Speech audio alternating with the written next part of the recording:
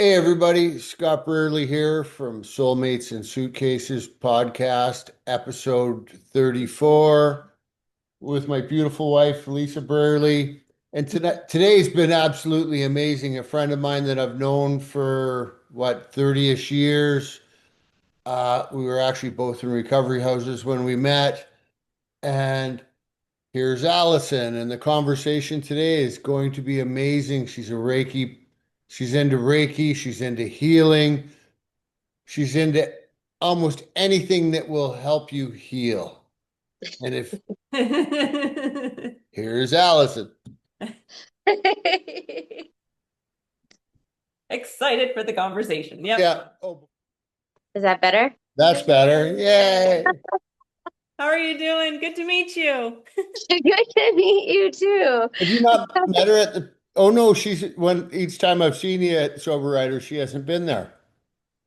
Oh no, I don't really do meetings anymore. Yeah, I don't do very many either. Yeah. Cool. Before we go too far, can you change your name on, Oh, yeah. how? So I am not computer That's person at all. I'm not either. Let's work through it together. So you're on your phone, right? Yeah. Yeah.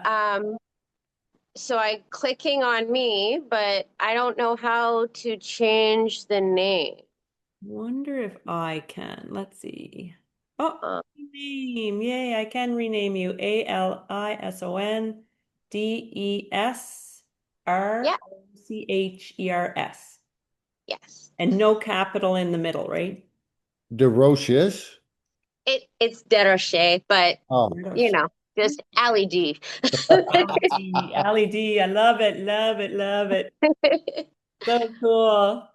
We Yay. look like we're like two different countries. Look, I got a sweater on. well, we got the air conditioner. It's cold. It's warm outside, but the air It con is warm outside. I think it's menopause too. Like, I'm I'm always hot or cold. Yes, yeah, it's extreme sometimes. Yeah, I get you. I get you. Yeah. Me too. Wow, from the 16-year-old girl I met to menopause. Yes. Not 16. I was 18. Okay, She was an 18. I'm adult. sorry. Yeah, Oh, you said it's a 16. long time when I think about it like that. I'm like, I've literally known these people, and I think of like, the people from Yeah. that, and I'm like, I've known them essentially my entire life. Like Yeah. before I was an adult, before my mind was formed, and so it's pretty cool. It's pretty cool. Yeah. I know it's always cool seeing the people from the blast from the past when I go down and go to the odd meeting and then you show up or somebody pops up that's not normal for there and it's pretty cool.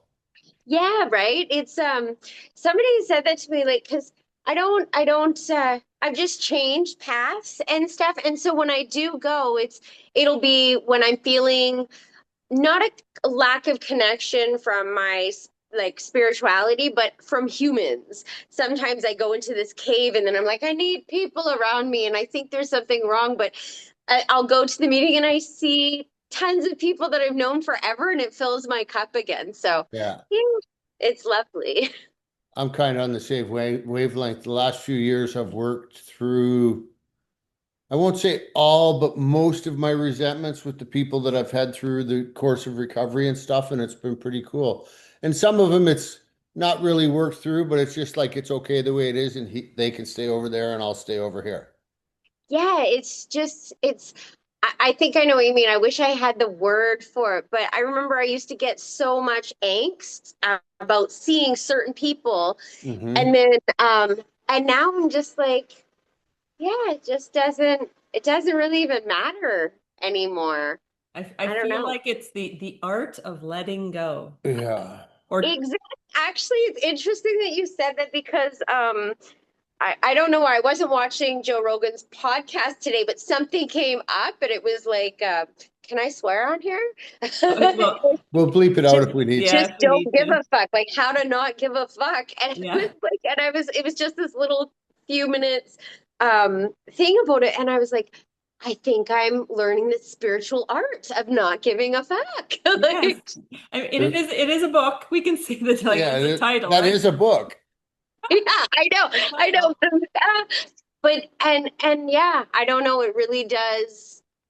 And it's not in a negative way. It's just like No. just Yeah. keep walking through, moving forward in your life in the direction you want to go. And the people that are meant to be there with you will come in. And then when they're no longer in alignment with that path, they'll go out. And it's just like allowing ourselves to be in the ebb and flow of life, right? Which is 100%. easier to say than practice all the 100%. time. But I had a pretty cool experience at the pig roast. So I'm going through emotions and seeing people, and then after the dinner, all of a sudden, a few people showed up that had lied to ICBC to get me sued. So of oh, course, you know where my head went with that, and of course, I want to say something, and it's like, nope, you don't need to say anything. And I walk back to the campsite, and of course, the head's going crazy. And in my head, I'm like, man, I'm sick of this drama. And it dawns on me, I haven't talked to anybody yet. So yeah, where's all the drama? it's And all here, in there. yeah. Yeah. And it was And I just, think it that was gone just like that. right when we recognize it and just I don't know, stand in our own power, right? It's like, Yeah. oh, I have the power to control what's going on in my head. And I used to think everybody else had the power, and it was I gave them that power. Yeah. So learning how to just come back and center and be like, oh, the peace lives within if I choose it, right?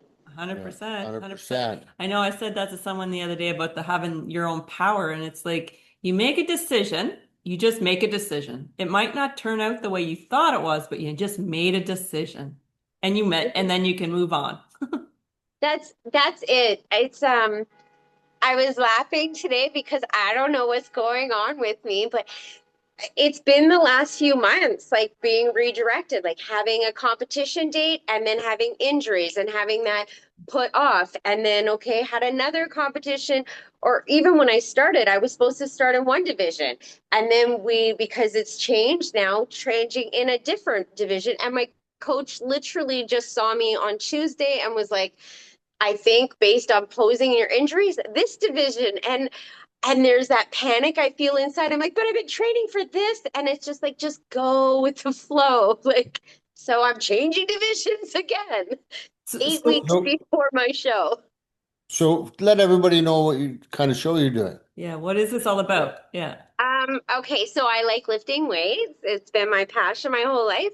So I originally was gonna do a figure competition. There's different classifications.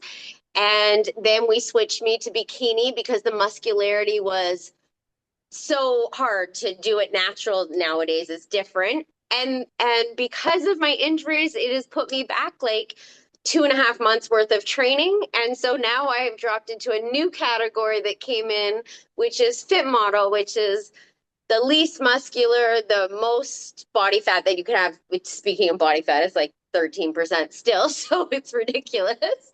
But it's just more conducive to my injuries and my age and allowing myself to, in my mind, it was like digress. And it's not. It's just, you know what?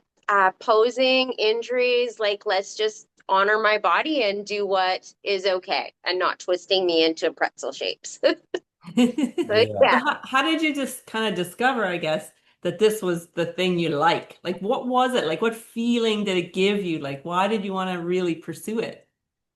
Pursue the competition or pursue weightlifting? Weightlifting in general, yeah. Oh, I've been weightlifting. The first time I lifted weights, I was 8 years old on the Ben Weeder plastic with sand weights. My brother had a universal gym in his room. He was 6 years older than me. He was 14. He got it. And yeah, I was 8. So I did my very first bench press and lat pull downs at 8 years old with my brother. And I loved my brother. I idolized my brother. So he taught me to throw a spiral. He would practice soccer with me. I was not good at basketball, but he tried. Um, and I weightlifted. And so I did that. And sport had always been part of my life. I played soccer for 9 years. I ran track, and I did jazz ballet and Highland dancing. So physical exercise was always an outlet. and I liked feeling strong. So my first identity, it was about something, a connection with my brother, feeling strong, and I just liked how my body physicality allowed me to escape from what was going on at a young age. And so then when my brother left, and then when I was 13, I was playing soccer competitively, and so I had to weight train to build strength. And I was the only girl in the gym, so I just got really comfortable at 13, going to school an hour early so I could be in the weight room. And it was just, it's always been my grounding. So there have been times where my path has diverted me from doing things. And then whenever I come back to center or self, uh, physicality has always been what initially grounds me. And so that transpired. So it's always been there, but I was turning 50. And last year, a year and a half ago, I had an issue with my brain and my memory, and I just really lost, still emotionally charged. I really lost a sense of who I was without my memory and without my words. And so when I started going back to the gym, everything came back. I was like, I may not remember how many sets I've done. May not remember the technical terms for the exercises and training that I'm doing, but I still knew, my body knew, and it grounded me and connected me. And then I made a decision. I don't know, maybe, I don't know if men go through it too, but 50 was a big number for me as a woman. I felt like I was losing my identity, like I was no longer seen in the world, and I wanted to take my confidence back. And so I gave myself, and I tried the weight loss thing so many times and I just gave up. But if I have a goal to work for, then I will go after it. And so I gave myself, it was last July, I had 1 year to turn 50, and I was like, I'm going to give myself a year to get in the best shape of my life. And so here we are. We look fabulous in our 50s, by the way. Look at us. Yes. With my The sweater on. 50s is the new 30s, so No. Pardon me? 50 is the new 30. It is. It really is. Like I had this idea. So I guess it can just be open. When I was 18, I was in my very first woman's recovery house, and I was in 19. You had to be 19 to be there, but they took me in underage, and they had these volunteer women. And I laugh when I think about it now, because in my mind, I was like, they must be like 50 years old, these little ladies, Pat and Anna, and they had curly white hair, and they were teaching me knitting, and I thought they were 50.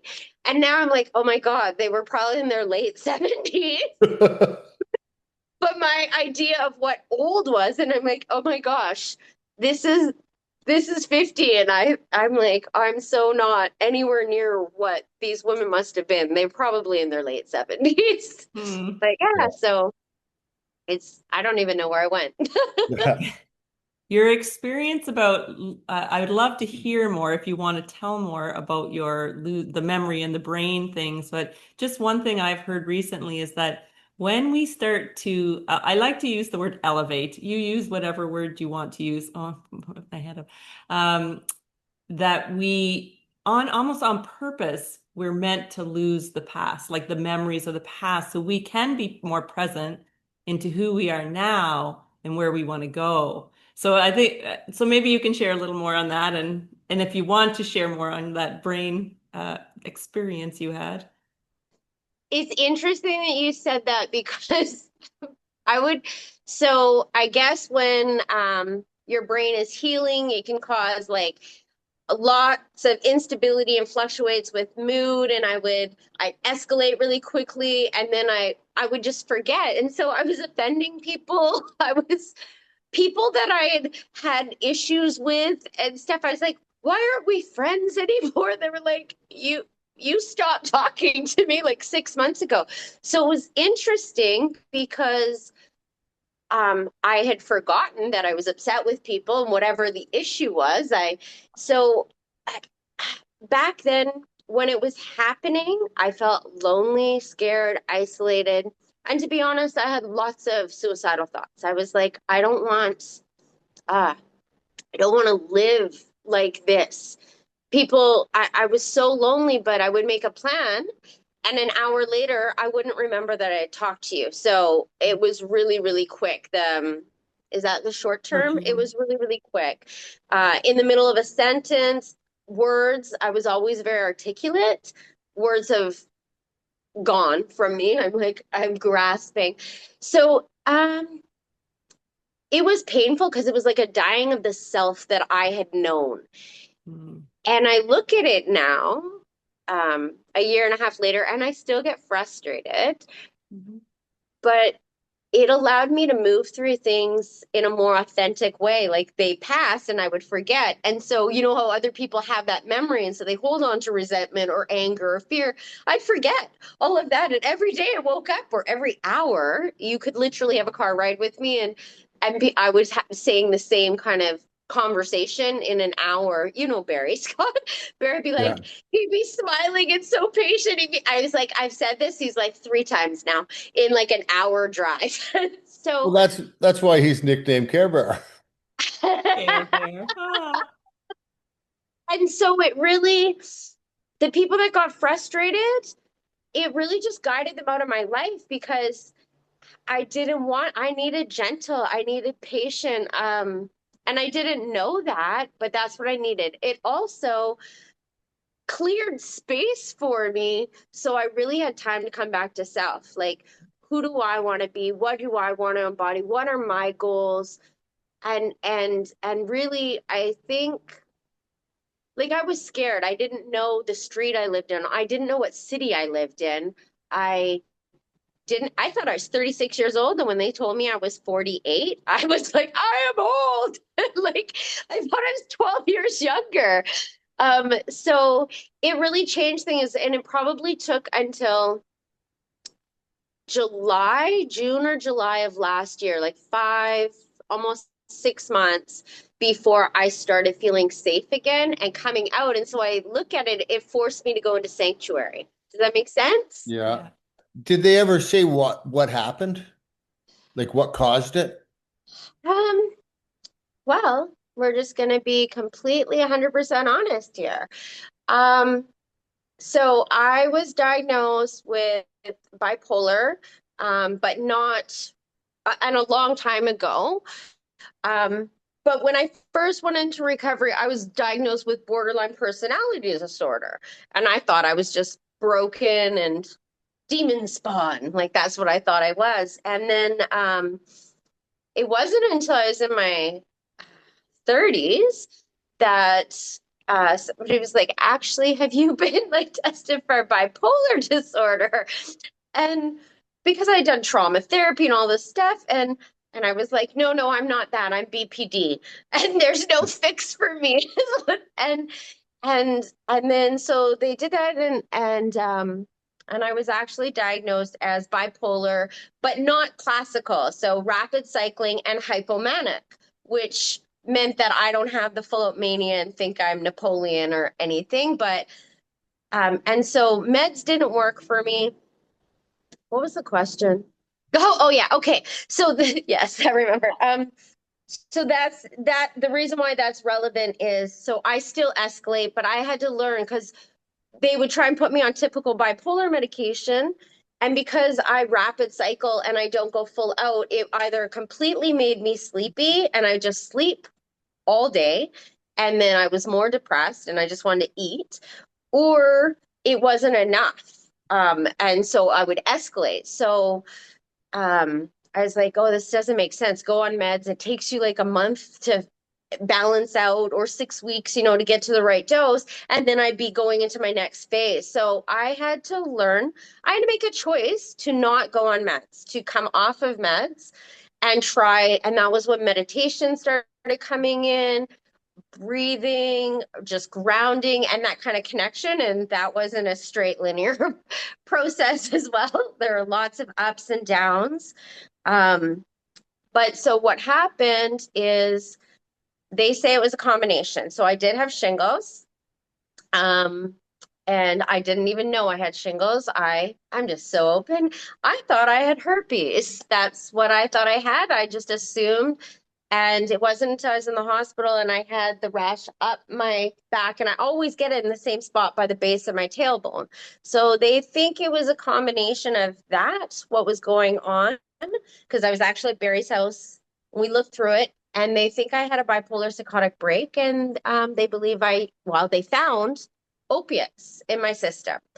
It doesn't make sense because I was journaling. So they're like, maybe it was the combination of both. Because that's my cycle. It's always around Christmas. But I had been at Barry's house. He was like, there was no using thoughts, there was no depression, there was nothing. But I was complaining about this severe headache for 2 days to the point where I couldn't drive home because I felt so terrible.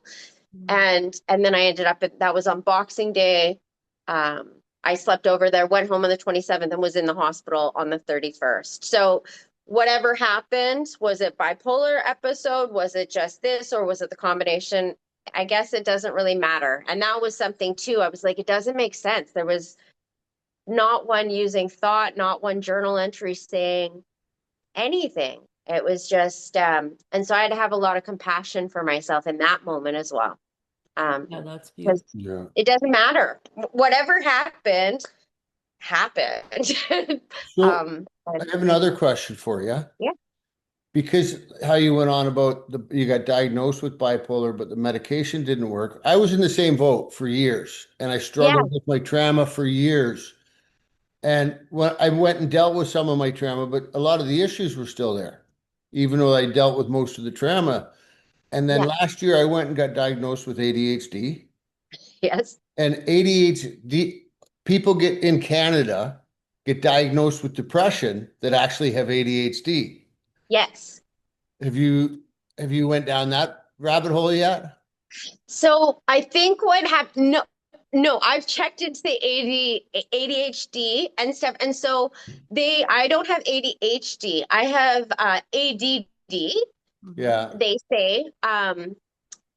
But so what happened was I stopped paying attention to diagnoses. And that has to do with the Reiki. You know Grace. I don't think you know Grace, but you know Grace, Scott, Yeah. right? Yeah. Yeah. So Grace, Lisa, she's a Reiki master, and I was actually at Rice Block, Mingo, I guess Mingo 7.5. So it would have been 7 years ago, and I had gone to a treatment center and then had nowhere to live. So when I came back, I went to this supportive place for women called Rice Block in Vancouver. And Grace was somebody I had had on Facebook, but I wasn't close to her.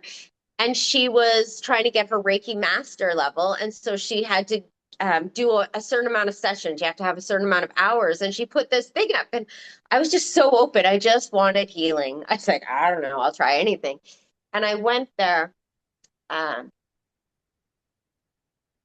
I'm gonna cry because it was the most powerful gift that ever entered my life. Because I didn't need to have words. I didn't need to do talk therapy or art therapy or get into the trauma and the pain and expose myself to somebody. I didn't have to say anything. I just laid on a table and she put her hands on me. My body started shaking and twitching and convulsing, like I almost kicked her in the face 3 times. I could not control what was going on. I felt like I was having seizures. I was sobbing and crying, and it's now what I know is a healing crisis. And so I started seeing Grace weekly, and I never had to talk about that dark pain I had experienced, which was part of my aversion to therapy. Because I was like, we're always talking about the trauma. And so this energy just came in my body. I think after 3 months, it was not kicking or twitching. I was just sleeping. It was able, she had cleared so much from me. And I don't know what was cleared. I just know that I could start feeling it when we go in after when she started, I think after the third session, my hands started lighting up and she's like, you have Reiki. And I was like, I don't know what's going on. I can feel this pulsing, vibing. And she's like, oh, I think you should be attuned. I think you have Reiki. And so it's interesting. I tried all those traditional paths that you're talking about, Scott, since I was 18. Like Gestalt therapy. I can't even remember the different types. So many different narrative therapy, EMDR, Gestalt, like so many different types of therapy, psychologists, psychiatrists, medication, um, switches and changes. And I was just so 12-step program and writing step after step. And I was like, what can't I fix? And then finally this gift came into my life and I didn't have to talk about the problem anymore. It just comes in and it starts that healing from where you're ready. It knows. It's universal life force energy. It just knows what we're ready to release and it starts doing that. And then as you continue to do it, it gets deeper and deeper level of healing. And I don't know. It's the thing I, that worked for me. I can relate with different stuff because I had to kind of back off from 12-step programs because it was my go-to. It was Yeah. my solution. And then you'd go there and people would go, you just haven't done the steps right. You haven't done them with me, or you're not going to enough meetings. And my emotional level was like, I got loaded after almost every relationship I was in, and Yeah. it didn't matter if it was 5 years, 2 months, or whatever. And I lucked out the trauma therapist I seen. She wouldn't talk about the past. She only Talked about talked now, right? Yeah. now and And your the energy. energy in your body and like and how I found her was completely but like bizarre fluke. I met a guy riding and we had lunch and somehow I purged, not purged, but I dumped on him and he goes, well, I'm not really going to Vancouver to see my friend. I'm going to see my trauma therapist. And that's how I met like somebody I don't even That's know. awesome. And so I don't Everything's know. put there at the right Yeah. time. But when I kind of been going through this thing over the last almost couple of years now, but feeling this vibration in my body, and I keep reaching out to various specialists, whether it's doctors. I've reached out to shamans, like I've done some somatic therapy, is that what it's called? Yeah. Yeah, like Reiki kind of somatic stuff. And anyway, and I keep like something, something, something. And the latest I've kind of done, which seems to have a tweak on it or at least brings my awareness right to it, is breath work. I don't know. Yeah, I know. It's like, oh my goodness. I did this free session with this gentleman online who I think he's just starting out, but he's been doing this for about 4 years now. His name is Jake Wan. And he did this free session one night. I'm like, I'm going. So I went in there hour and a half. I came out to Scott and I'm like, ooh, something just happened. Like it was like, holy. And so he has an amazing, like he offers a lot of free stuff and a lot of just once a month he has an hour and a half, quite like some info, some breath session and a Q&A. Like I'm I like, would this is love that information. yes, yes. I highly recommend very like so aware of why we're here and what our purpose is as our soul and all this sort of stuff. And it's just beautiful. And I just love he just shows up as some guy in a tank top and a hat. Like I just love it, a ball cap. I know. Right? But So yeah, it's amazing. I think that's it. Like I was always looking for something outside, or I thought I needed another person to heal. And and I'm grateful for 12 step because it allowed me that separation from dependency on a chemical to create ease in my body. um, it allowed me enough time so my mind could clear so I could be exposed or open to different things. So I'm 100%. grateful for 12 step. But it became, there was something inside, like this angst. I was like, and I was questioning, and people are like, why do you have to fight things? Why do you have to ask? Like, why can't you just have faith or trust? And I thought there was something wrong with me. And now I'm like, I was seeking something different. I was seeking something deeper. And it's fine if that's good, but like still if I'm feeling super angst, I don't have that using thought, but if I'm feeling angst, I'll go to a meeting and see my friends and it just uplifts me. So I think that's what I took, is that there's so many different modalities for healing, and as we elevate and grow and release, what might have been really good for us or helpful at one point might not be what we need at this stage. And it was interesting that you said the breath work, because it keeps coming into my consciousness. So I've tried breath work. It was very powerful. I felt like I was giving birth to the earth one time, and it was almost overwhelming for me. People were like, what? I was like, I seriously was in labor, but I was birthing the earth. And they were like, how do you say that to people without sounding crazy, right? But it was too powerful for me at that time, but it always stayed in my brain. And so I've been looking for other modalities because I want to do some deeper healing on myself. And this breath work has been coming up again. My friend just, when he did his first one, he was like, oh my gosh, it was like mind boggling. He's like, I felt like, he goes, I released so much. And now here you are saying it again. And usually if I hear something too, I'm like, oh, and then when I hear it that third time, I'm like, it's definite confirmation. I don't need the third. I'm like, here's message from creator. Like, okay, let's go do some breath work. Yep. Yeah. That, So thank that you. Yeah, for you're me, welcome. that's how the ADH thing came up. I had a counselor back when me and Shannon were together, probably 5 years. I was seeing her and she goes, you like coming here, but when you walk out the door, you just go, oh. And I'm like, yep. So she brings up this Dr. Raymond in the States that she thinks I should go down there. Fast forward to becoming a Teamster. I start taking this gentleman that was 20 years sober and had relapsed, and I was taking him to meetings. And about 3 months after I get to know him, he walks up with Dr. Raymond's book and puts it in the truck and goes, you might want to read this. And then It's fast forward again, Lisa and I do a coaching course, and Dr. Raymond's name gets brought up again. And Lisa starts researching it, and she's like, you're going to see Dr. Raymond. Yep. As he likes to call it, what do you call it? The knock, The the knock, nudge, the the nudge. nudge. It is, but that is when we get those nudges. It's like things will be in our consciousness, and it kind of it's like your brain files it, not in the front, but in the back, because it's like this is going to be important. And then it happens again, and it's like, and then you get that one, and it's like, all right, like it's knocking now. Like Yes. let's just do it. It's Yes, it's awesome. good. It's But I I, good. think those are the signs, like I believe spirit's always guiding us, like always guiding us is whether or not we're seeing or hearing. And it's like coming to that point of stillness so that we can hear or feel those nudges. So yeah, it's beautiful, right? it is. Yeah. I'm reading an absolutely amazing book that you might enjoy as well. It's called Angels in My Hair by Lorna, and it starts with a B. I'll send you the Oh, information. But yeah, Angels in My Hair.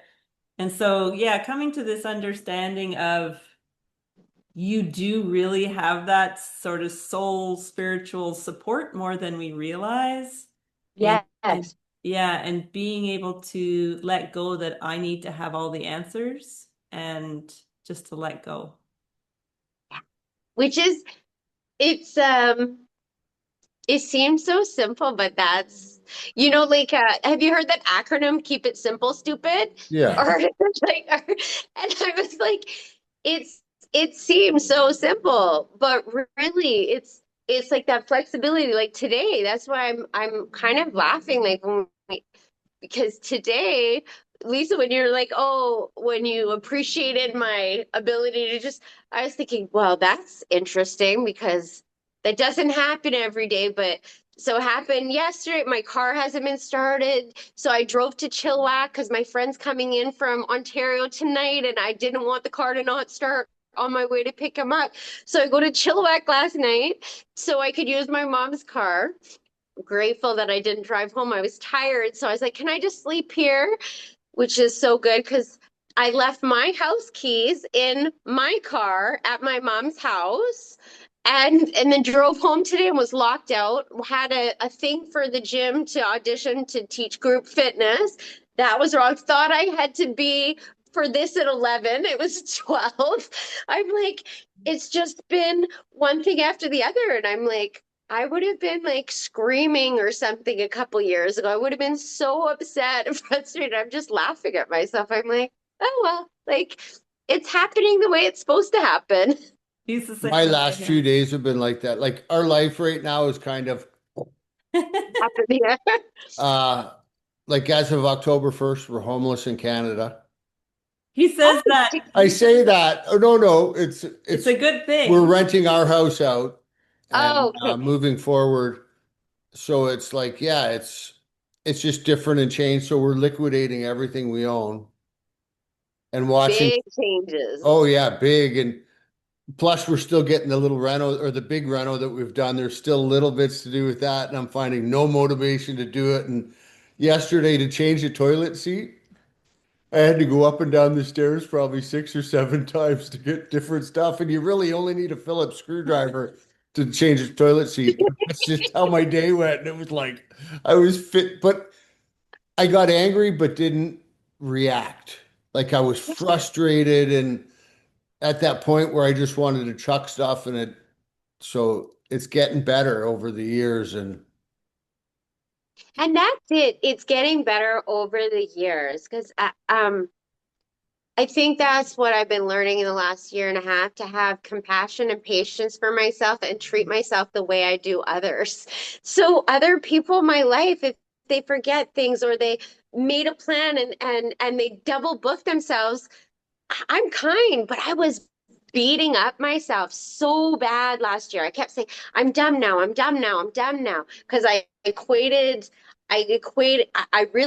learned that I really value intelligence and I equated memory with intelligence. And so I was like, I'm stupid now, I'm dumb. And it was a big struggle. And I was so angry. I couldn't get angry at myself. So I was angry at everybody else. And I think that's why I had that like sanctuary time. It's kind of like the creator just gave me what I needed because I had to learn compassion for myself, right? And be like, okay, sometimes we're being redirected. Have you ever heard that things go, when there's traffic? Because I used to road rage so badly. So you it's too? terrible road. Yeah, that's Scott. um, and then somebody said, maybe they're saving you from getting in an accident. Like Yeah. maybe there's a truck that would have, right? And so like trying to just really like have faith in the powers that I am not able to see and the gifts they're providing me with or the lessons. But that's a practice. It Like is a practice. It's a constant regrounding, like every moment of the day, like the gratitude, even when, and it's kind of that, it's even when this is happening, it's to find the space of gratitude. exactly. I've had people say to me, I thought you're supposed to be some spiritual guru or something. They have this idea that Reiki means I'm a spiritual guru. And it's like, no, it means I'm a human being learning how to practice nurturing my spirit and others in those moments. And it doesn't mean that I'm perfect. I'm definitely not perfect. It's coming back and grounding and being like, oh, I was definitely off balance. Then how can I be better today? Or how can I be better in this hour? You know, just, yeah. I I have don't know. somebody on Facebook. You've probably seen the blurbs that I put up every day or every few days. And I got one buddy that always calls me the Buddha. And it's like, no, no, I'm just a guy that struggled my whole life that Come on, maybe a Buddha got value. to some peace Yeah. and found Yes. us a little bit of a solution. And I want to share it. And it's like, I'm even writing one more book. Oh, really? What's Yeah. the book on? It's going to be again about my recovery, but more. There's going to be some stuff about Bill Wilson. There's going to be some stuff about magic mushroom therapy. There's going to be stuff about trauma healing. There's going to be Yeah. some stuff about ADHD, and then me intermingled through it all. But it's like, I mean, you as well. Like, how many friends have died that we know that is meaningless because like, don't get me wrong, like you, I'm really grateful for the 12 steps because I wouldn't be here. I would have put a gun in my mouth, guaranteed. But I'm also disappointed with it too because there's so much more, and these people that just go, all you need to know is in the big book, or just go to meetings. And in a sense, they're right because in the big book, it does tell you to go out for outside help. But just like you, we've been around long enough that I wasn't allowed to go to a recovery house once because I was on antidepressants, not a narcotic antidepressants, just antidepressants. Yeah. And it's like from when that literature was brought out, the addiction world, the recovery world for addiction has went like this. And like, could you imagine when we came in that somebody would have said, well, sex is addiction? No, No, no. I I know. know it's interesting that you talk about that. Lisa, so I went to treatment in like so when I first came in, I had an eating disorder. I was bulimic and nobody talked about it. I'd be in these recovery houses at 18 years old, gaining weight because I'm not homeless and I'm eating food now. So I'm gaining weight and nobody talked about eating disorders. And I'd be purging after every meal in these recovery houses and nobody addressed it. I was still clean. That's all that mattered. Yeah. And so when I went in 2009, I went to a treatment center in Ontario called Bellwood, and they wouldn't treat me unless they did everything. So it was intense. I sat at the eating disorder table with the girls that had the eating disorders, which was terrible. They screamed and yelled. They were just so they were like that. It was like the most violent thing for them to have this food in front of them. Like that was their pain. And so that was uncomfortable. I had to be watched after my meal. So they were like, oh, she's not purging. But I went to treatment for sex addiction. And they said, when I learned there, they said, and I had been clean in Narcotics Anonymous for 4 years, over 4 years, another time for 2 years, and then 18 months. And they said to me, Alison, you've never actually been fully clean. I was like, what are you talking about?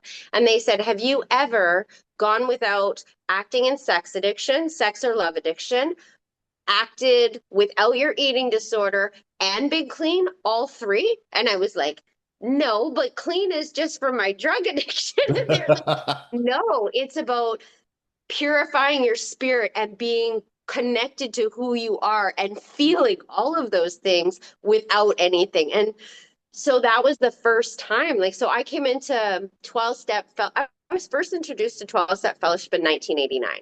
And then I first went into, my mom brought me, and she knew there was a problem young. And then I was in my first detox at 18 years of age. And it took me, so I don't know when, however old that brings me to, like 90, 93. And it took me until 2009 before I actually got the treatment I needed for my spirit to start Mhm. healing. And so, yeah, it's been like 16 years now. How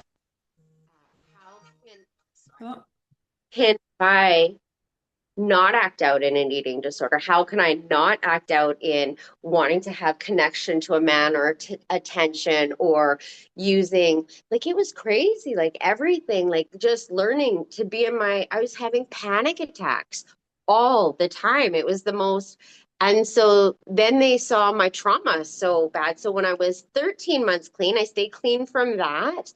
Then I got to do residential trauma treatment, and that's really, I think that's really, like, all those years of all those 8 full sets of steps in there, and I just never could get it. And then I just went to a treatment center that treated, and every Monday we do our check-in. Every Monday I'd be like, they'd be like, who abided by their contract? Because you got individual contracts depending on what your specific behaviors were. And I and so I was there for 10 weeks, and out of 10 weeks, there was only 1 week that I said I abided by my contract, because it was so hard with Yeah. all those supports. And so I look at it, it's like, I'm grateful that I had that experience, because a lot of people in just 12 step fellowship now don't know the difference, right? mm, They Mhm. don't know the difference, but it led me on a path to seeking, because we had to do breath work, and they exposed me to EMDR and different different kinds of things like horticulture therapy and art therapy, and like different modalities to get in, because talk therapy was, I was not good at it. I intellectualized the problem instead of feeling it. Yeah. yeah, that's a big one. Well, and it's just talk therapy. It doesn't work for most people, in my opinion.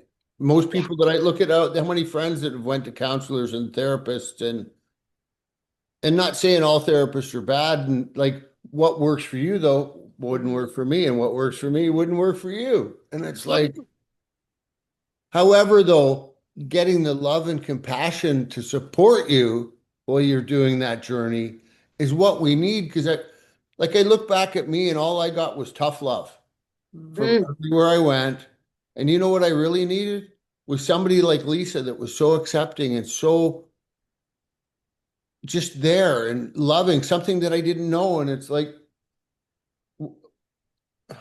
before we were even together, we were at this 7 day self-development class, and this one day we were doing this high rope exercise, and the night before we had silent night where we had to write down our hopes, dreams, and goals. And you know what headspace I used to be in. So what were my hopes, dreams, and goals? Like they were nothing. And I went to sleep and I woke up in the morning and it was like, even before my eyes opened, it was like, you ripped yourself off again.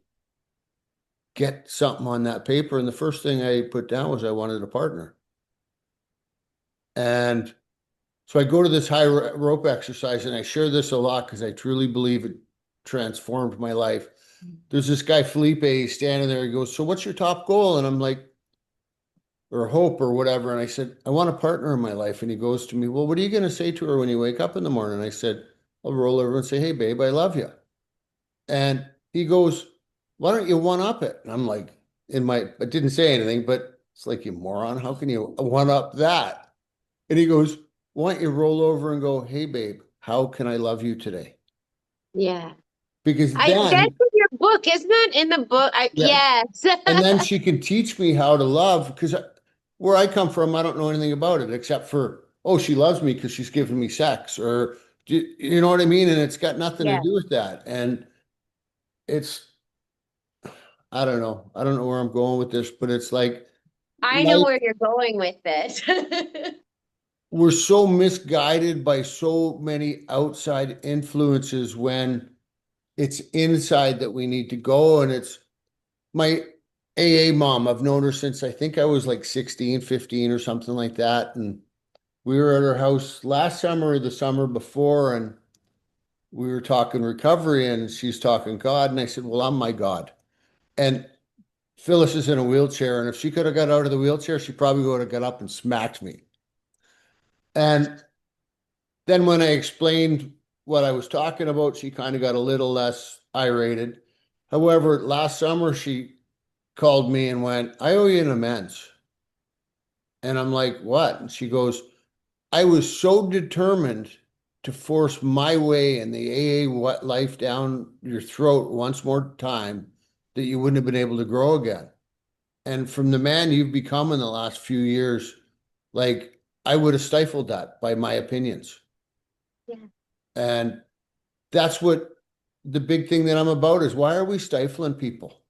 And the cool part with all of this is, I would say I would go to a function and it would be like, that guy's a geek, that girl's, I'm not going, like, and I would judge people so much I would close myself off to having experiences. And it's like, I was just at the pig roast and I ended up having this wicked conversation to somebody that I would have judged so harshly that I wouldn't even have given the time of day to.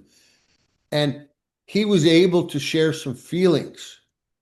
So in the process, I helped him heal and look at, I mean, I don't know if he was used to, I don't know if I'm going to say guys like me that are think we're tough and cool and judge people that aren't tough and cool. And really, I'm not, but I think you know where I'm getting at with He's that. It's cool. like, He's cool.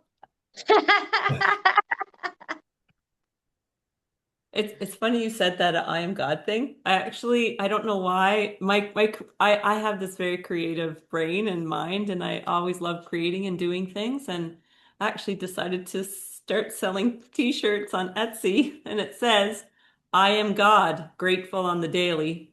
That's what it says. I like that. I like that too.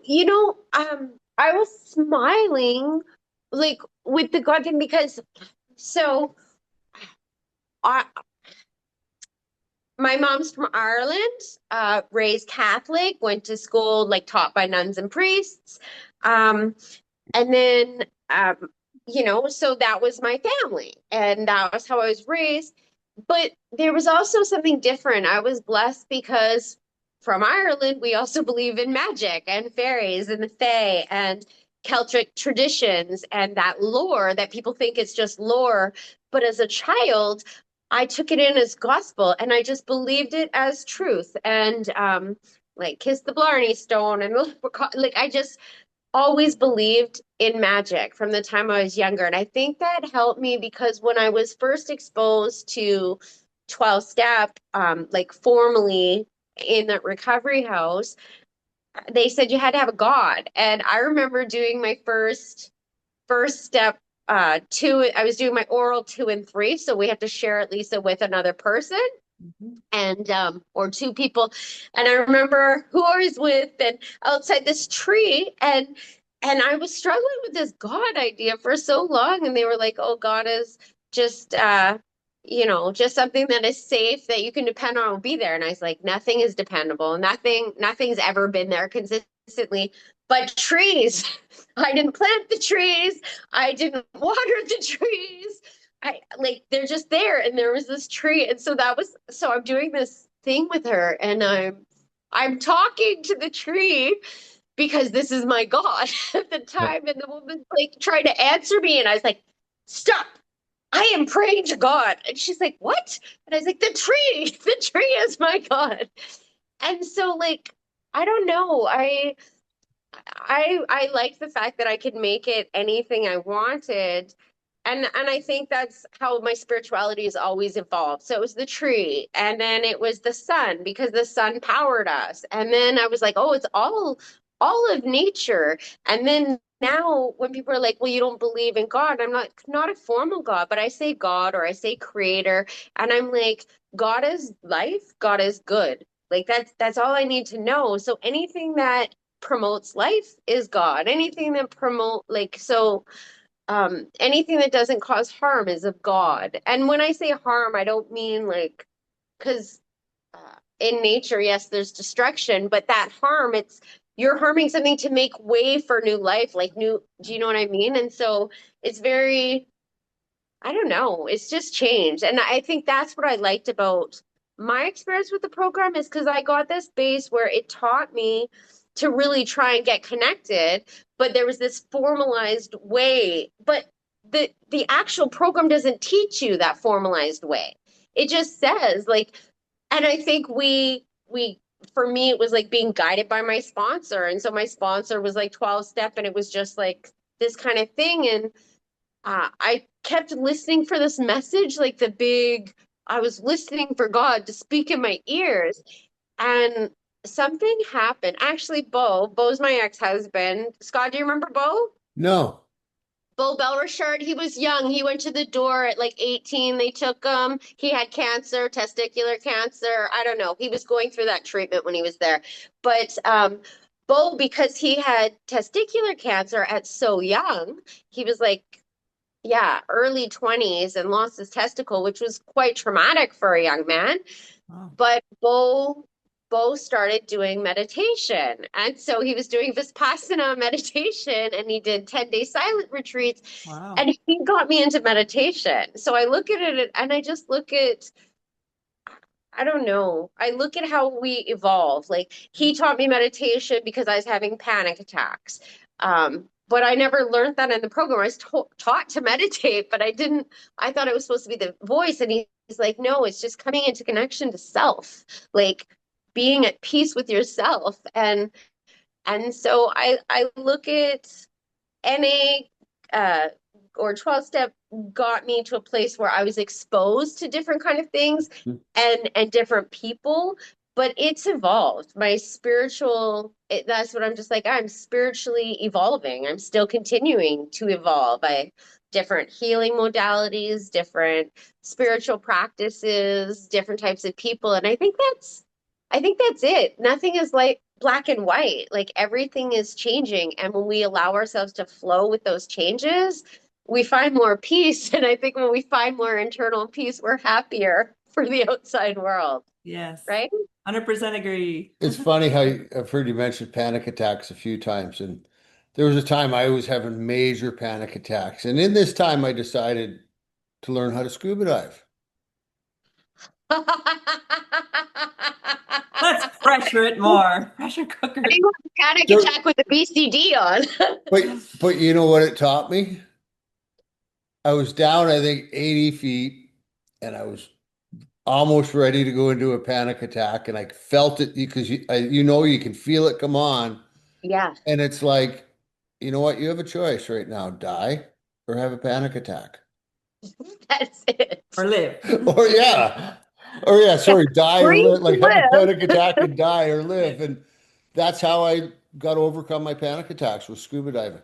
And I realize, That's wouldn't wild. recommend that to anybody out there because there was a couple times that it was like pretty crazy, but but realizing it worked for inside, yeah, me. you had a choice. Yeah. It is like, so when you were talking about the breath work earlier, like everything is connected to our breath. Like we regulate BCDs when through our breath, and that's what they said when I did my scuba diving. Oh, your breath is so good because it was flowed because of all those years of learning how to like breathe in Yeah. like a controlled kind of flow, right? So I don't know. I think we forget. My belief is that we are born with everything that we need within Yes. 100%. us, and it's whether we want to start seeking within, and it's like water and breath, water and breath, and earth connection, and I don't know. Those are my biggest go-tos. Like I don't do outside therapy anymore. Um, and it's not that I wouldn't. I think about doing it for like career therapy, somebody to help guide me in that way, right? But honestly, I'm like if I feel grounded, if I feel super up here, I'm called to the water or I'm called to the trees, and I don't care. I just take my shoes off and I put my hands on the trees and I put my bare feet on the earth and I just take at least 3 deep breaths in and out, and um or I'll do like just a meditation, but it really always comes back to our breaths. Like, is your breath tight? Is it restricted? Because yeah, you're probably gonna have. I would have panic attacks all the time, right? So Yeah, I that don't was know. one thing I heard from that Jake Wan was long breath means long life. Short breath means short life.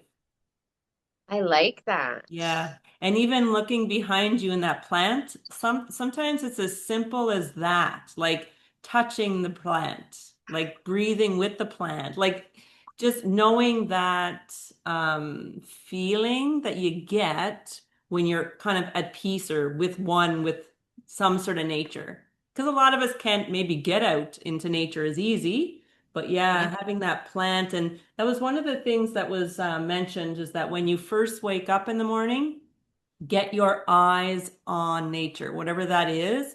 And someone even said, like, looking out your window is not as beneficial as stepping out on the deck and actually looking real, Yes. not through glass. But if you can at least get by some sort of nature, first thing, not your phone, but to go straight to like a plant. So if you had a plant beside you on your bed, that's probably better to hold that in the morning than your phone. But yeah. It's so true. Like those, I think, like, I don't know. I used to minimize myself and be like, oh, I'm into the hoofty doofty stuff because I Yeah. didn't know what to say, but it's like traditional forms of healing. Like we went to the earth, we went to medicine men, we went to shamans, we went to witch doctors, like we went to those people, the healers, because they already knew, and it was always what we got from the earth. It was natural, it was holistic, it was breathing, it was grounding, it was giving back to others, sharing in community. Those are the simple things to strengthen our spirit. And I forgot, like years ago, I started gardening.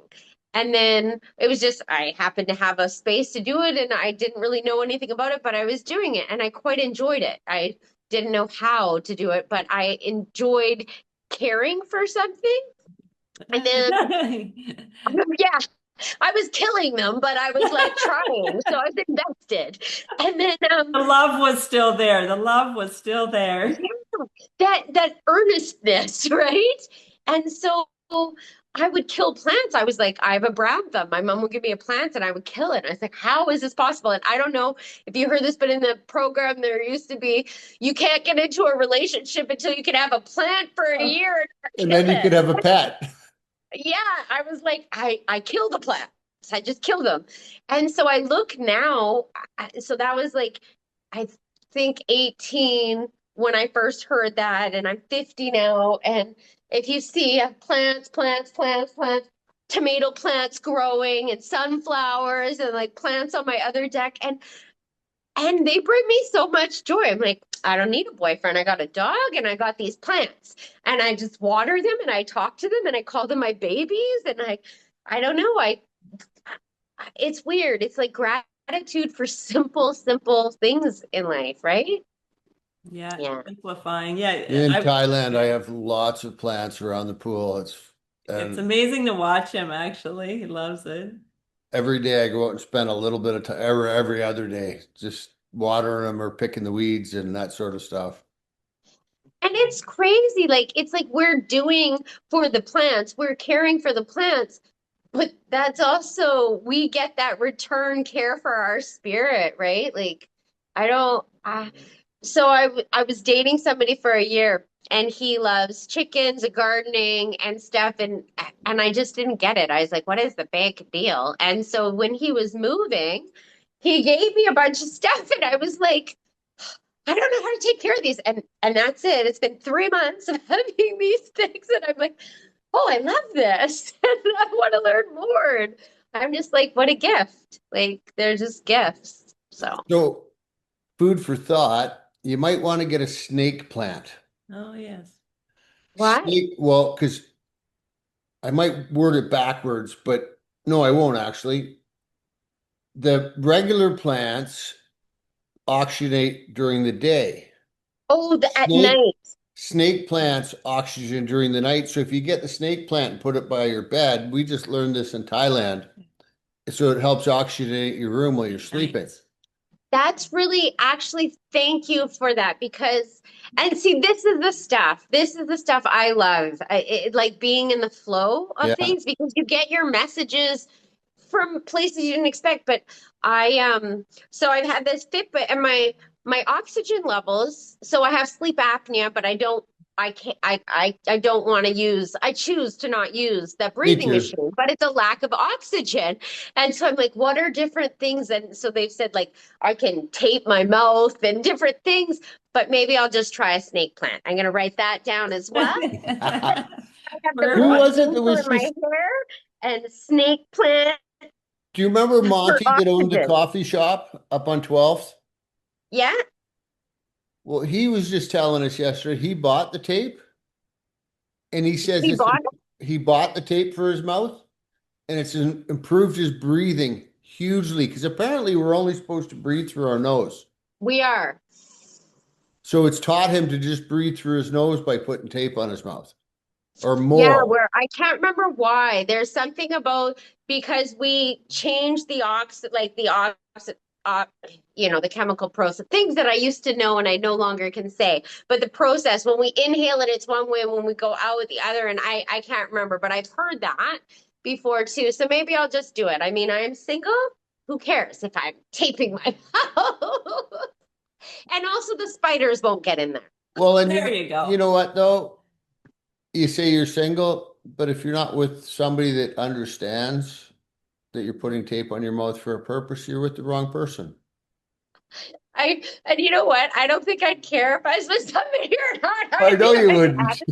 because I do weird things all the time. Like my last relationship, I was just like, I have to go. He wanted to hang out one night, and I was like, "Oh, it's this." And because I honor like the Celtic season, I was like, "I need to have a fire. I need to be one thing, and it's for this." And you can. He wanted to hang out with me, and I said, "Well, you could come, but this is what I'm doing. I'm doing some weird ritual." Like I don't know. Maybe that's part of aging too. Before I would Yeah. make myself smaller or shrink so that I didn't make other people uncomfortable with my weirdness. And now I'm like, I'm new and magical and I don't care. Like, Love it. just don't give a F. I Yeah, but love you it. know what's Love cool? it. You're not weird or weird. You're just you. Yeah. But you know what? There's somebody, and I don't know where they got it from, but the definition of weird, and I liked it, so I don't know if it's true or not, is new and magical. And I Oh, was like, yeah, that's what they said. Bring And on the I new and never magic. checked to see if it's true, but I liked how it fit. I'm like, I am new. I'm all about new to myself and evolving, and that is magic. It's like transmutation. So but like look back at your whole life. We say we're weird, but where did that come from? Like we get so much from the outside world at how we're supposed to be. yes.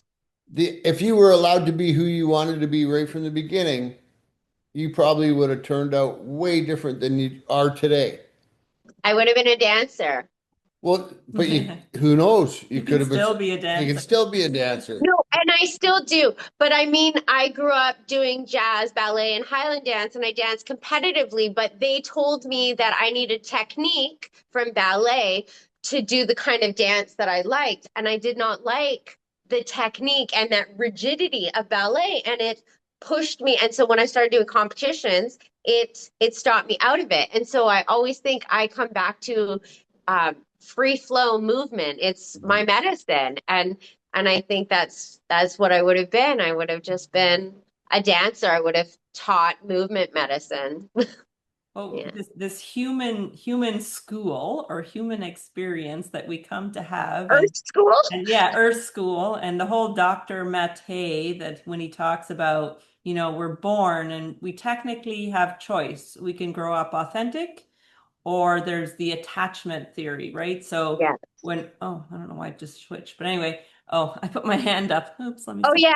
Like what is the hand? Yeah, yeah. So, when we're born, well, we need to live and survive. So the authenticity tends to go by the wayside and we attach because we need to be fed and live and have a house, roof over our heads. So we tend to lose our authenticity and go along with what others provide, tell us what their beliefs are and all that sort of stuff.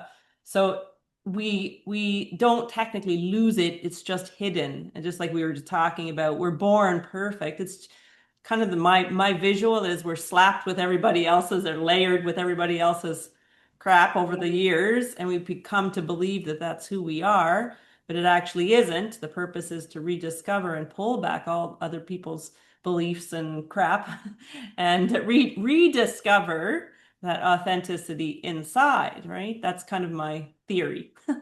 It's no, I 100% agree with you there. And I was lucky in the way that my mom, it's interesting based on she's born in 1947 in Ireland and like rigid Irish Catholic parents. My grandfather was in the IRA, like very like there was some definite structures that my mom came into this, but my mom, I didn't appreciate it then. My mom, when I was 10, I started cutting my hair. I shaved my sides and had spiked hair, and that was not normal in 1985 for a No. 10-year-old girl. Like that's not how girls behaved, and they didn't weight lift, and they didn't play only with boys.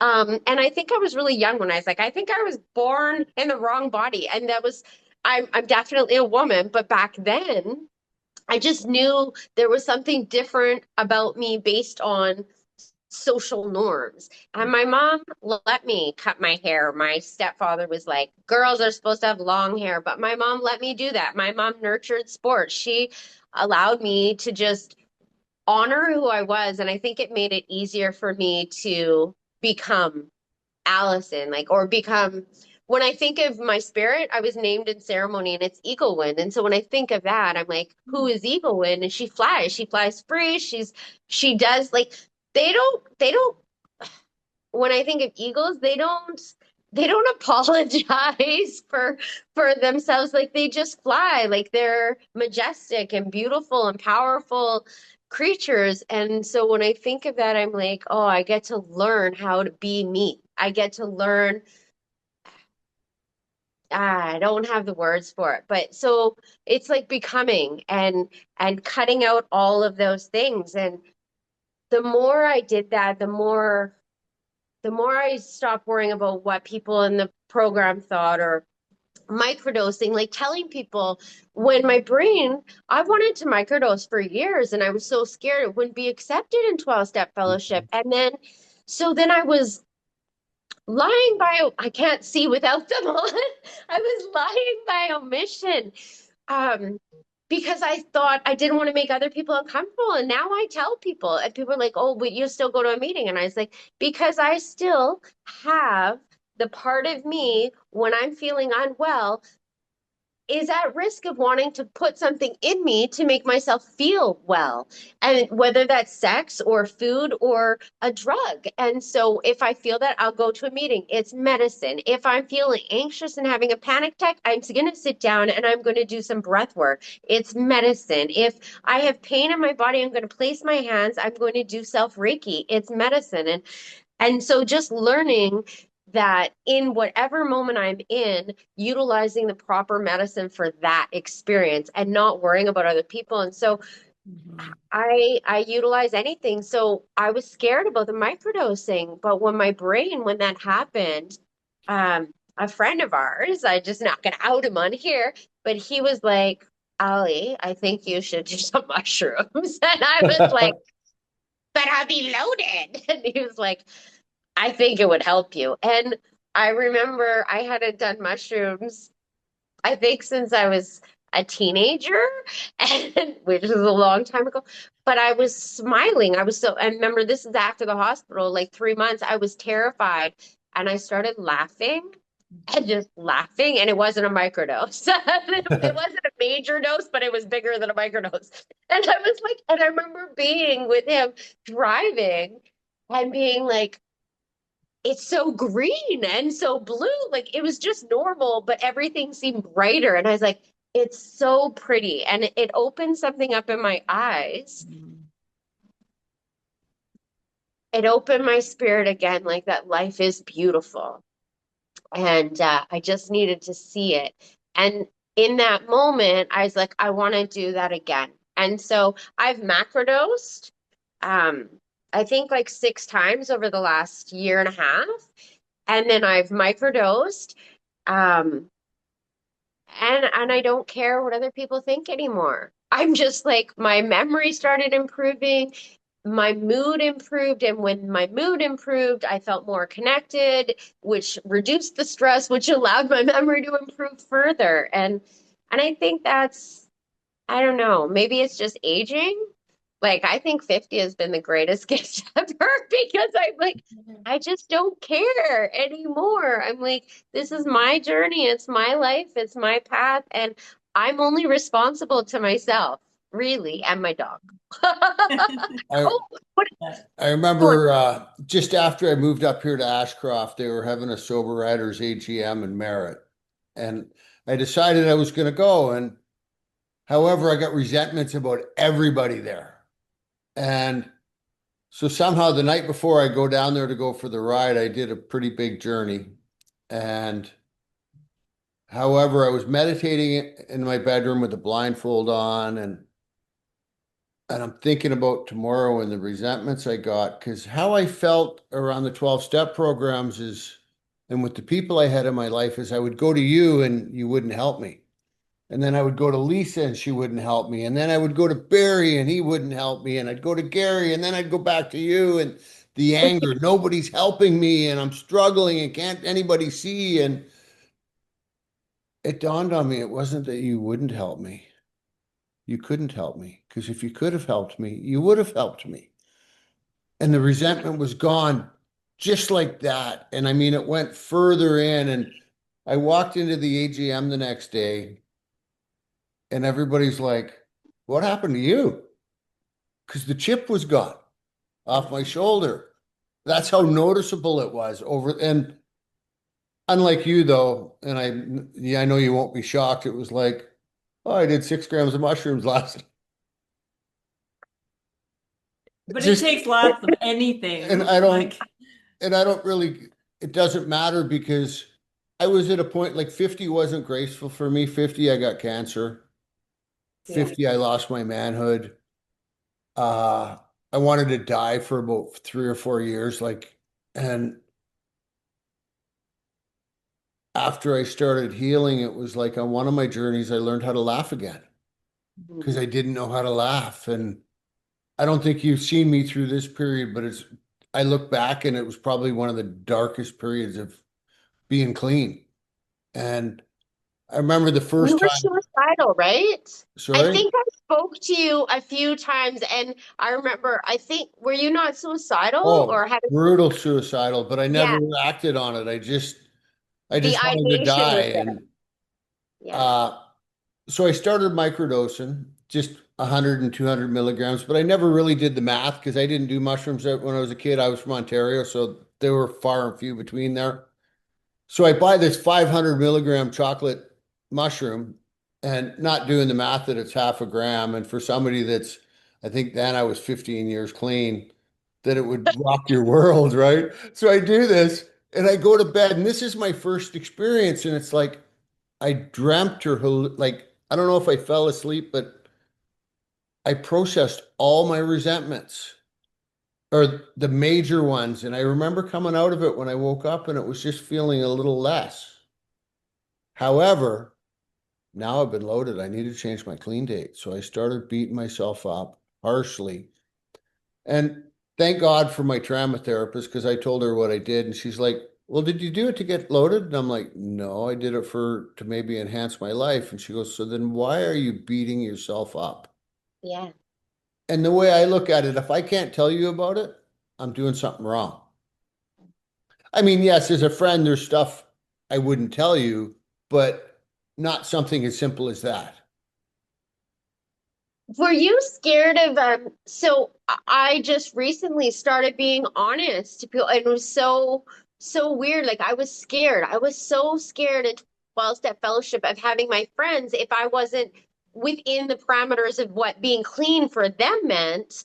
I was scared of being ostracized and having no one again. And so I was keeping it really quiet. And then I told one friend, and she was like, she was concerned, but she listened.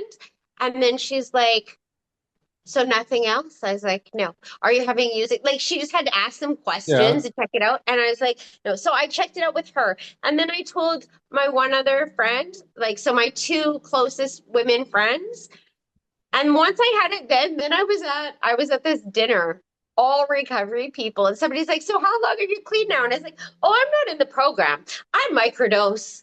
I use mushrooms for healing." And there was like the people around, yeah. And you know what was so cool is one person said, "I microdose too for depression." And and it was like I think I gave them permission, like Hmm. because you could see it was quiet and it was just like I microdose for like, and it was like oh my gosh, and then people started joining in the conversations and people are just listening, but just I was like it's kind of like if you go to therapy or if you do this, or I was like it's all healing and we look at different forms, and I was like and we get prescribed medication from Western medicine, but plant medicine is how all Western medicine was derived in its true thing. So I'm just taking it from its source. And so there was an interesting discussion at this big dinner with like 30 people that were all 12 step and I'm talking about mushrooms. So Yep. and there's freedom in that because now I still get asked to share the meeting when I go. Like I go to one meeting and it used to be my home group, and they all know I'm not in the program. They know that I'm microdose, and they still ask me to share. And I'm just like, Well, I don't care. Just I Yep. share was my at truth. I was at Sober Riders and I shared that I've done alternate therapy. Is all I shared at that level. Well, I had some girl come up to me and she goes, I can't remember what she said, but I went, "Oh, you've done mushrooms too?" And she goes, "No, I did MDMA." Oh yeah, yeah. And she'd been around the program for 7 years and couldn't get 3 months in. and Yeah. somebody did an MDMA journey with her. And I don't know if she did more than one or whatever, but she was like 5 or 6 years clean when I met her. And she Yeah. couldn't stay clean then. And it's like, and the reason I'm so boisterous about it, because you know how long it's been since I wanted to die? A few years. And it's not just because of Lisa, it's like the journey and to where I've come from and the stuff I've done has changed the man that I was. Like the anger's gone. Like I remember somebody go, "Why are you so angry?" And it'd be like, I didn't have an answer for you. Aren't you? Like I was Yeah, angry like, Not too. everyone was. or I would have an answer and I would blame society and I would blame this, and not once would I look inside and go, well, I'm doing this, this, and this, and this, and I'm not following the authentic self. Like I loved being a stonemason, but I hated going to work. Yes. But I would work freaking 12 hours a day. But resent it, right? Yeah. Yeah. And I think that's the other piece. So learning that we're only responsible to ourselves. We come into like, yes, we have parents, and yes, some of us have children, but ultimately so my daughter, when she was um I think she was 18 or 19, she wanted to go to school for fashion design. And she was making her own patterns and doing that stuff. And that was her passion, what she wanted to go to school for. And so she got this loan, got approved, got accepted in this school, like where you had to send in your portfolio and everything. And she was accepted in this really good fashion design school. And her student loan was approved and everything. And my daughter, it'd be most parents, that's what they would say, like, just go do it. But like, and my daughter's friend was going to, was she going to Peru? I think she was going to Peru. She was going to Peru for 3 months or something. And Tia thought it was cool. And I was like, why don't you go? I don't know. I just said, and she was like, I wish I could. And I said, why can't you? She's like, because I'm supposed to start school. She's supposed to start school like right away. Like everything was all approved, right?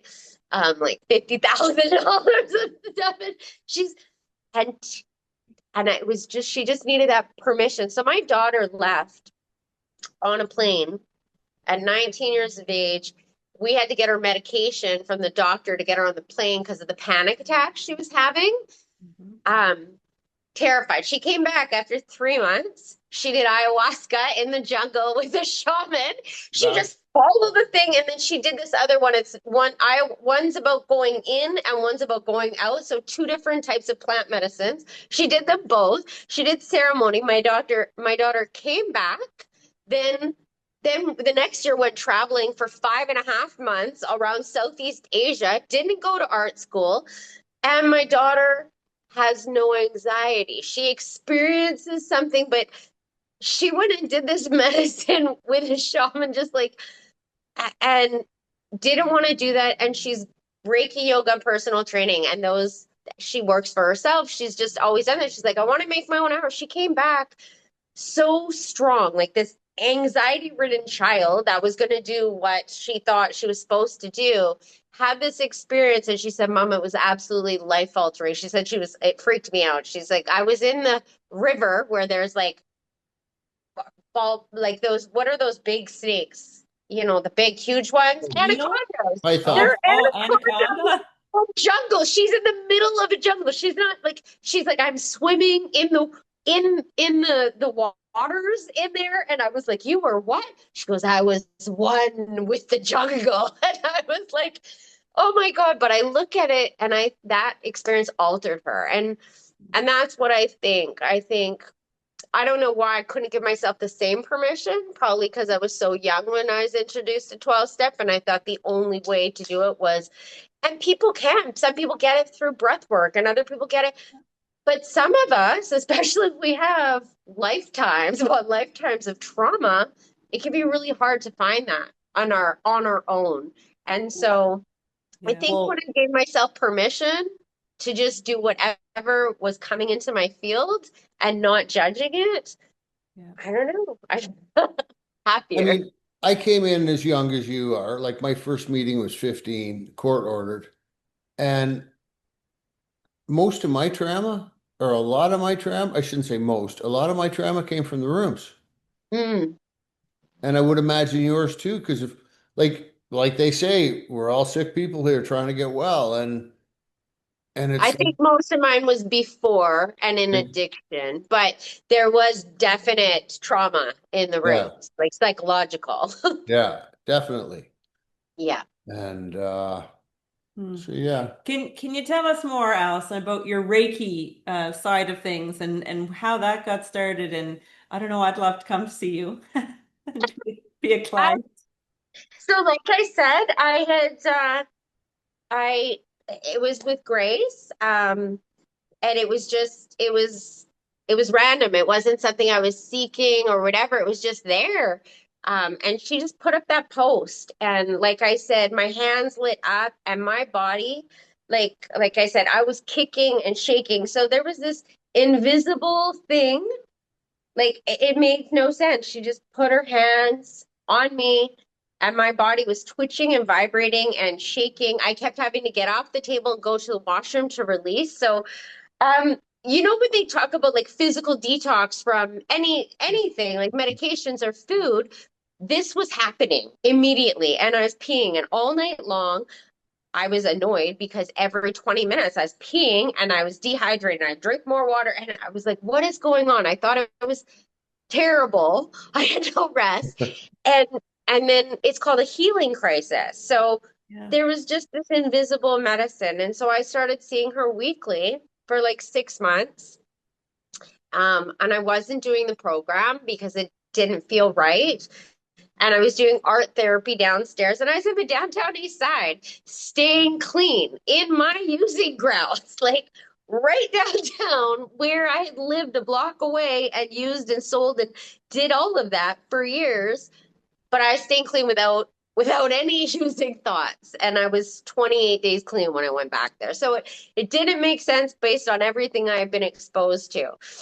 But so this You thing, just commented to a post exactly about that being in your same environment Yeah, somebody I seen this post on Facebook this morning that they said you can't heal in your trauma or your where the damage happened. in that environment. And You're living proof you can. yeah, I know you well, can. wait, I've heard that too. And then somebody said it's not the same place because I Mhm. wasn't in those using rooms. I wasn't in a drug den. I wasn't with a needle in my arm. The environment was different. Yeah. I was going to the spiritual, like the spiritual step. And so my whole environment, while it was in the same neighborhood, I was a different environment. I don't Yes, know. yes, Yeah. that's the difference. And so that was really when I started seeking. There's a medium that was there. She did art therapy, and she said this word light worker, and I didn't know what it meant. And she said it to me. She goes, "You're a light worker." And I was like, "You're a weirdo. Like I'm an angry, violent, aggressive, street and trench drug addict. I'm a junkie. I'm not a light worker." And I couldn't accept those things. And so I'm still going to Grace, and Grace is telling me I have Reiki, and I just kept ignoring her. And then a year later, I was in Kelowna, and somebody, I don't know, she just all of a sudden was on my Facebook, and for some reason I added her, and then she was doing Reiki training, and I did one of those, and I didn't feel it in my hands. Hmm. But so I had my level one Reiki. I just didn't feel it. And then I was living in a motorhome. Um, and this woman, again, I don't know how I met her, but her name is Meltem. She was my original Jaikidan Reiki teacher. She had the same birthday as me, and I think that's how I happened, like June 13th, and it was just so random. And so then I got initiated into Reiki level one, and immediately when I went through the Jaikidan Reiki, my palms, I could feel it, and something was different. I could feel something, and that. Remember how I said when Grace was doing Reiki on me, I was kept peeing and peeing? That was happening. I was like, my mouth was dry, my hands were like, so that same energy was happening in my body. And so when you get attuned to Reiki, then for 21 days you do this meditation, gasho. And we say here, I brought it out. It's ah, it's Kyodakiwa, Ai Karuna, Shinpai Suna, Kanshai Shirek, Gyo o Hagame, Hito ni Shinsetsuni. And and it's basically we say that every time. It's our Gokai. And it's the secret technique for inviting happiness, the spiritual medicine for all diseases. Just for today, do not be angry. Do not be worried. Be grateful. Do your duties fully and be kind to others. And so we're supposed to do that every morning and every night. And so it's like basically it's gratitude. It's just like our just for today. And it was Yeah. so simple.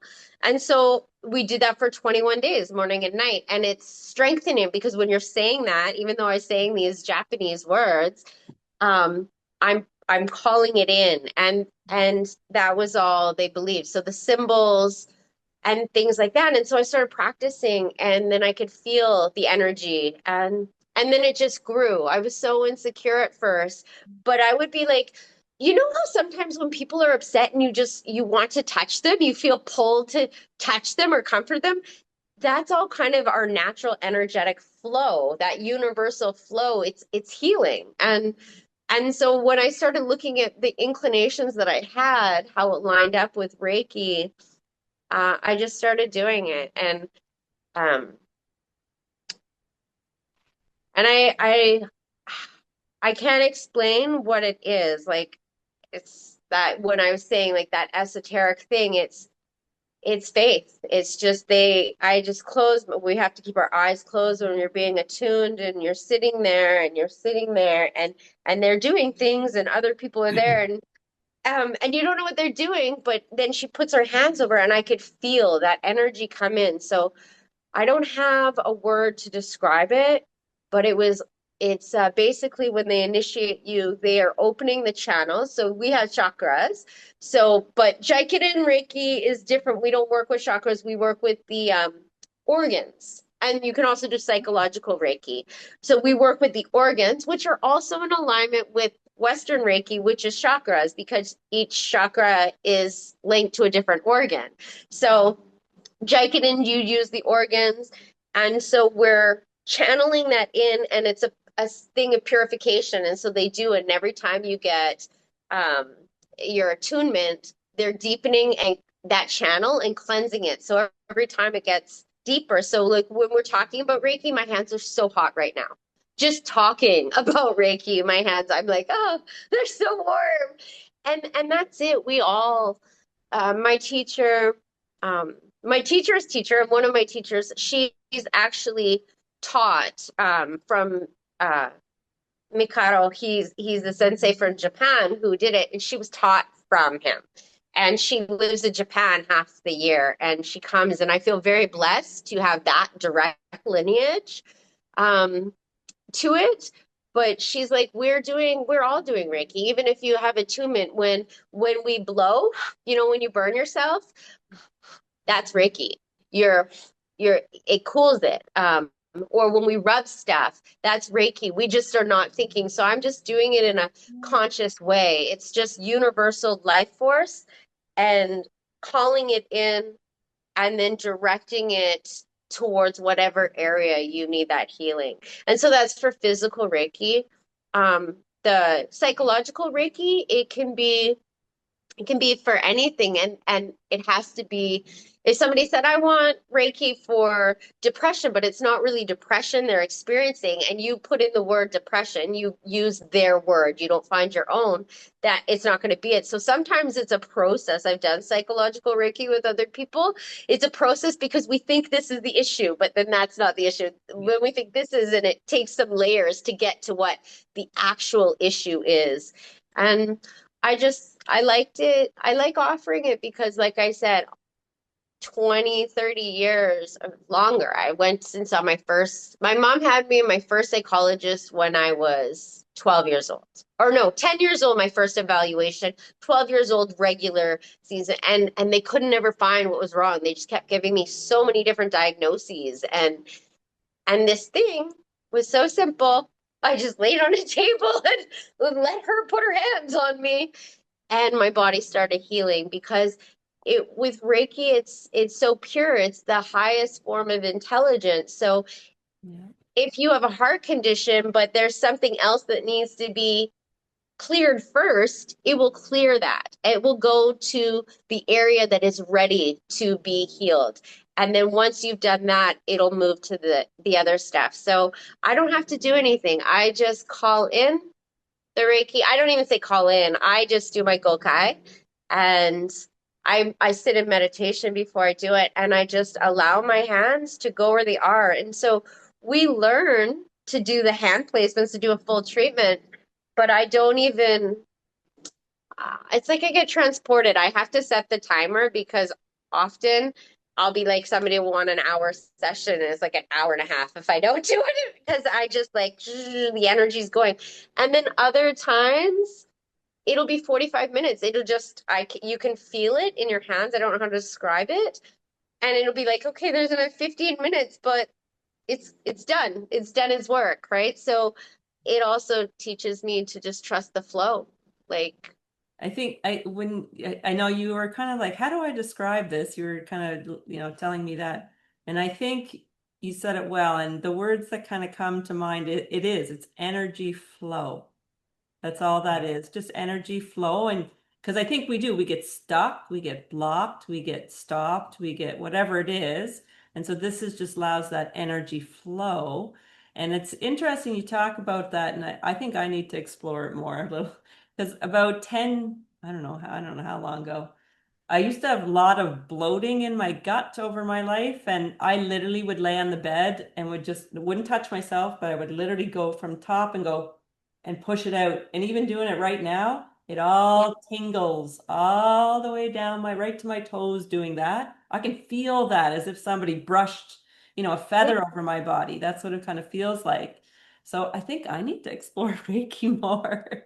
I seen this. Yeah. I It's seen. amazing that you said it because I thought I always thought I was indigenous, and then I got my DNA test and found out I wasn't indigenous, and my dad is not my dad. So I'm whiter than white, Irish, Scottish, and Welsh. That's it. And pure Celt. But when I look at it, I was exposed to indigenous teachings from the time I was 17. Was still in active addiction. A guy came and gave me a bear claw and said, "You need this on your journey." And I didn't know what he was talking about. And I think, or no, it was right around my 18th birthday because it was 6 months later I was in detox, right? So but he knew. And so like I always bear medicine carried me and stuff, but they do that in those teachings. They brush you down. So before you go into the sweat, they smudge you, but they brush you down to cleanse those. And I was like, what is this? I didn't get it. But now I'll sit there and they don't even have to touch me. They're just going like this, the feather fans, and I'll cry sometimes if it's been a long time or there's a lot to release. And people are like, "You're so sensitive." I'm like, we all are. It's just whether or not we're Tuned like in. tapped into it, right? So Yeah. I think that's beautiful. You already cleanse and purify yourself, and that's all Reiki is. It's a purification. It Love means a Perfect. lot that. to me. I love that. Perfect. Perfect. Okay. Yeah, This has been absolutely amazing, Alison. I was so nervous about this, so thank Uh, you. it was fun. It's just fun.